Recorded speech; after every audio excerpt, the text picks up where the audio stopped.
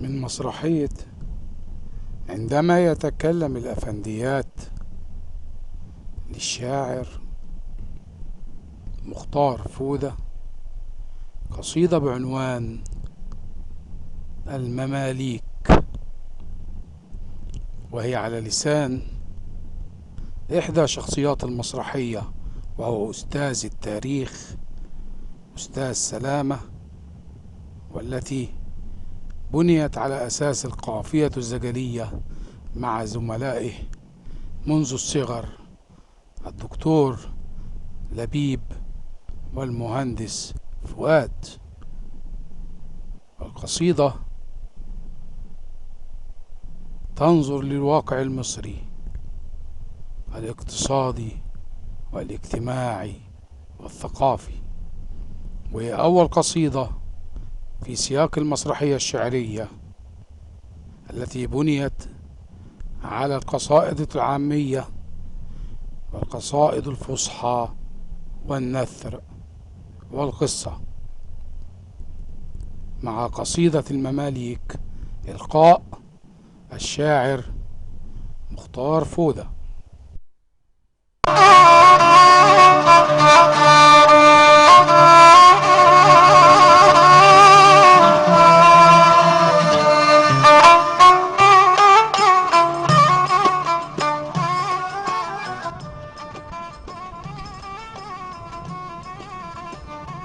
يبقى بعد الصلاة عالزين يا كل الأهل والإخوان، كان يا مكان في سالف الزمان بعد عصر الرومان بزمان، عصر السادة المماليك، ودول جماعة عبيد عملوا دولة داخل الدولة، أصلهم مختلف وعهدهم نكسة، ولما ركبوا السلطنة زلوا الناس بالكرباج والطنطنة، وعملوا من العسس والبصاصين والخباصين ألوان، إيش عسكري ومبيض نحاس، وإيش طحان وكمان بكباشة قالوله يا باشا، وإيش جويش إن شاء الله تعلى وتعيش، وهو هالضرب وهات تلطيش، حتى الشريف والعفيفة عدمهم رجما بالبراطيش،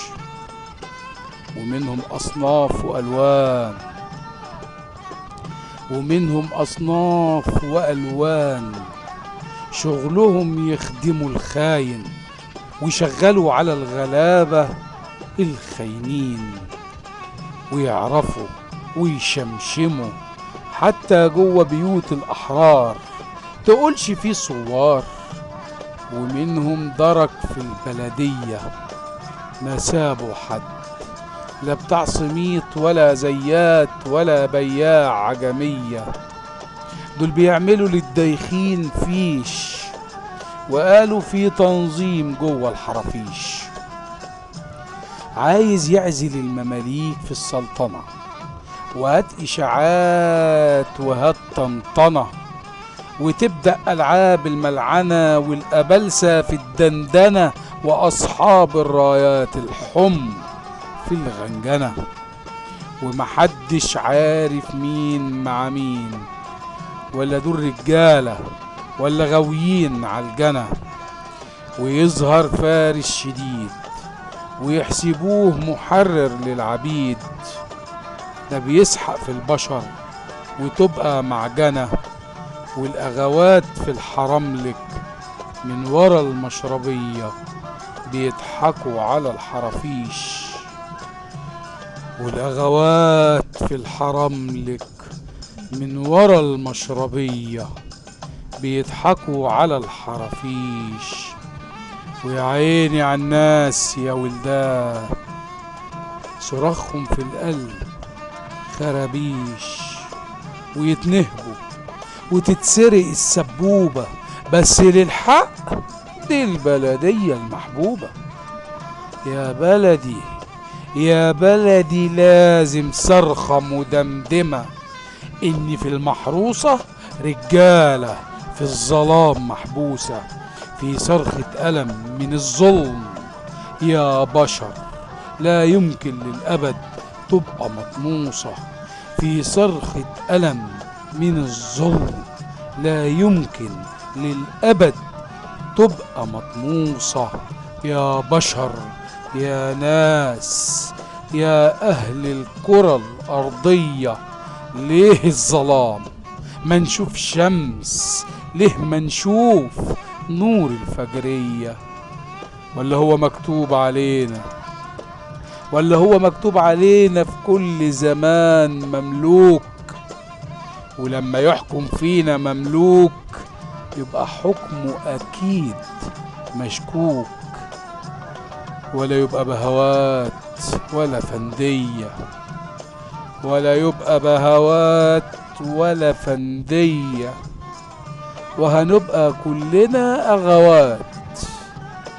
وتلف الكرة الأرضية ويلف الزمن والساعات. ليه حظنا كده؟ ليه حظنا كده ومكتوب علينا العبودية؟ عبودية الجوع،